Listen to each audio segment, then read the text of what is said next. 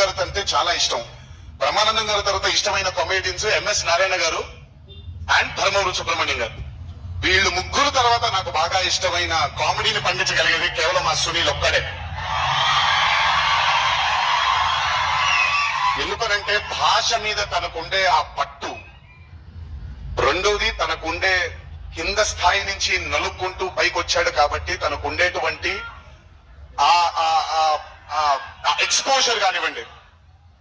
చాలా కాలం తర్వాత first time Sunil ని మళ్ళీ I'm telling you Sunil you're back. Sunil లేకపోతే మ్యాట్ 2 లేదు. నవ్వి సునీల్ ని చూసి నాకు బేసిక్ గా సునీల్ ని చూడగానే నవ్వొచ్చేస్తుంది. బట్ అలాంటిది అంటే అఫ్ కోర్స్ ఆర్టిస్ట్ గా తనకు తాపత్రయం ఉంది, మంచి మంచి పాత్రలు వెయ్యాలి అని వేసుకుంటూ చేసుకుంటూ వెళ్తున్నాడు తను. కానీ తను నవ్వించడానికి పుట్టాడు అనేది నా నమ్మకం.